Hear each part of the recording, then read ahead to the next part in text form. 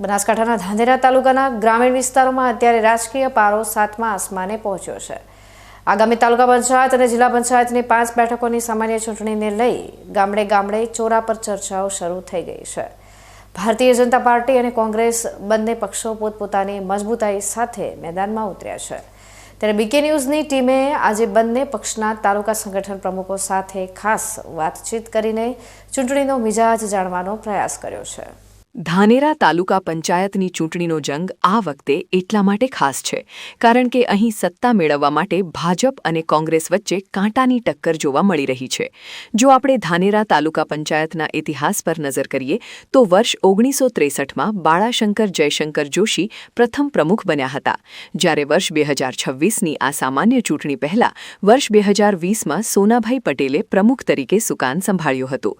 આ તાલુકા પંચાયતમાં કુલ 26 જેટલી બેઠકો આવેલી છે, જેમાં 4 થી 5 ગામો વચ્ચે એક બેઠકનું વિભાજન કરવામાં આવ્યું છે।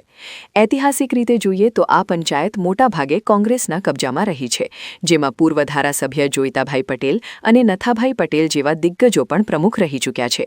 જો કે આ વખતે ભાજપ આ ઇતિહાસ બદલવા માંગે છે। આ વર્ષની 26 બેઠકોની ચૂંટણીમાં ભાજપ કયા મુદ્દાઓ સાથે મેદાનમાં ઉતરશે તે જાણવા માટે અમે ભાજપના તાલુકા પ્રમુખ રમેશભાઈ રોજ સાથે ખાસ મુલાકાત કરી। રમેશભાઈ મૂળ શેરા ગામના વતની છે અને રબારી સમાજમાંથી આવે છે। તેઓ પોતે અગાઉ સરપંચ રહી ચૂક્યા છે અને રાજકારણનો બહોળો અનુભવ ધરાવે છે। રમેશભાઈનું સ્પષ્ટ માનવું છે કે ભાજપ આ વખતે વિકાસના મંત્ર સાથે પ્રચારમાં ઉતરશે। તેમણે ખાસ જણાવ્યું કે ઉમેદવાર પસંદગીમાં બૂથ કક્ષાના નાના કાર્યકરોને પ્રાધાન્ય આપવામાં આવી શકે છે। કેન્દ્ર અને રાજ્ય સરકારના વિકાસ કામોને ઘર ઘર સુધી પહોંચાડીને આ વખતે તાલુકા અને જિલ્લા પંચાયતની તમામ બેઠકો પર ભાજપનો ભગવો લહેરાશે તેવો તેમણે વિશ્વાસ વ્યક્ત કર્યો છે। ખાસ કરીને ધાનેરાના અપક્ષ ધારાસભ્ય માવજીભાઈ દેસાઈ કયા પક્ષને ટેકો આપશે તેના પર પણ આ વખતે સૌની મીટ મંડાયેલી છે। પંચાયત જિલ્લા પંચાયતનું ઇલેક્શન જાહેર થઈ ગયું છે ત્યારે અમે ભારતીય જનતા પાર્ટીના તમામ કાર્યકર્તા અને હોદ્દેદારો અમારી જે ભારતીય જનતા પાર્ટીને મોદી સાહેબનો વિકાસનો મંત્ર લઈને અમે ગ્રાઉન્ડ લેવલે ઉતરવાના છીએ। અમારા ઉમેદવારો એ ભારતીય જનતા પાર્ટીના સક્રિય કાર્યકર્તાઓ અને સતત અમારા બૂથ લેવલે મતતા કાર્યકર્તાને અમે એમને ચાન્સ આપવાના છીએ અને એ જ ઉમેદવારી કરશે। અને અમે ભારતીય જનતા પાર્ટી ધાનેરા તાલુકાના જે વિકાસના કામો કર્યા છે, અત્યારે મેં જે આપણી કોલેજ આપી છે, સિવિલ હોસ્પિટલ આપી છે, અને ભારતીય જનતા પાર્ટીએ જે પ્રજાના સુખ માટે જે મથી રહ્યા છે અને કામ કરી રહ્યા છે, અમારું ગુજરાત સરકારનું જે મંત્ર છે એ મંત્ર સાથે અમે નીચે ઉતરવાના છીએ। અને અમારી તાલુકા પંચાયત ગત વર્ષમાં અમારી જ હતી અને 3 જિલ્લા પંચાયત હતી, પણ અમારા કાર્યકર્તાનો એટલો ઉત્સાહ છે કે 5 જિલ્લા પંચાયત અને 26 તાલુકા પંચાયત અમે જીતીને બતાવશું અને એક નવું લક્ષ્યાંક અમારો છે એ લક્ષ્યાંક પૂરો પાડશું। શું લાગે છે અપક્ષ ધારાસભ્ય માવજીભાઈ કોની સાથે રહેશે? અમારે ઓનલી ફોર અમારા જે વિકાસના કાર્યો છે અને અમારા સરકારશ્રીના જે કામો છે એ કામોને અનુસંધાને અમે ચૂંટણી લડવાના છીએ। ધાનેરા તાલુકામાં ચૂંટણી માત્ર મુદ્દાઓ પર નહીં પણ જાતિગત સમીકરણો પર પણ લડાય છે। અહીં 26 તાલુકા પંચાયત અને 5 જિલ્લા પંચાયતની બેઠકો પર અનામત અને જ્ઞાતિના સમીકરણો મુજબ પેનલો તૈયાર કરવામાં આવી રહી છે। ધાનેરામાં મુખ્યત્વે ચૌધરી, રબારી, ઠાકોર, દલિત અને બ્રાહ્મણ સમાજના મતદારો નિર્ણાયક ભૂમિકામાં છે। જેમ કે ખીમત બેઠક પર ચૌધરી અને બ્રાહ્મણ સમાજનું વર્ચસ્વ છે, તો જડિયા બેઠક પર રબારી અને ચૌધરી સમાજના મતો વધુ છે।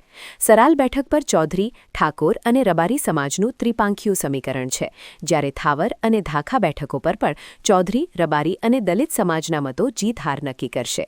આ સમીકરણો વચ્ચે કોંગ્રેસ પોતાનો ગઢ બચાવવા માટે મથામણ કરી રહી છે। કોંગ્રેસના તાલુકા પ્રમુખ ઈશ્વરભાઈ ચૌધરી, જેઓ જોરાપુરા ગામના વતની છે અને સહકાર ક્ષેત્રમાં મોટું નામ ધરાવે છે, તેમણે બીકે ન્યૂઝ સાથેની વાતચીતમાં જણાવ્યું કે પંચાયતી રાજમાં હજુ પણ પાયાના કામો બાકી છે, જેના પર તેઓ ધ્યાન આપશે। તેમણે એક મહત્વનો મુદ્દો ઉઠાવ્યો કે જ્યારે બનાસકાંઠાના વિભાજનની વાતો ચાલતી હતી ત્યારે કોંગ્રેસે જ ધાનેરાને બનાસકાંઠામાં રાખવા માટે મજબૂત રજૂઆત કરી હતી, જેનો ફાયદો તેમને આ ચૂંટણીમાં મળશે। ઈશ્વરભાઈએ એમ પણ જણાવ્યું કે અપક્ષ ધારાસભ્યની ભૂમિકા ભલે ગમે તે હોય પણ પાયાના કાર્યકરોના જોરે કોંગ્રેસની જીત પાકી છે। નગરપાલિકા અને તાલુકા પંચાયતની ચૂંટણીઓ જીતવાનો અનુભવ ધરાવતા ઈશ્વરભાઈ માટે આ વખતે જિલ્લા પંચાયતની સીટો કોંગ્રેસને નામે કરવી એ મોટી જવાબદારી છે। પંચાયતી રાજ અસ્તિત્વમાં આવ્યાને લગભગ 62 વર્ષનો સમય થઈ ગયો છે, પણ જે અમારી બી બોડીઓ હતી, પણ જે પાયાનું કામ થવું જોઈએ એ પંચાયતી રાજ અસ્તિત્વમાં આવ્યા પછી ગામના લેવલ સુધી થયું નથી।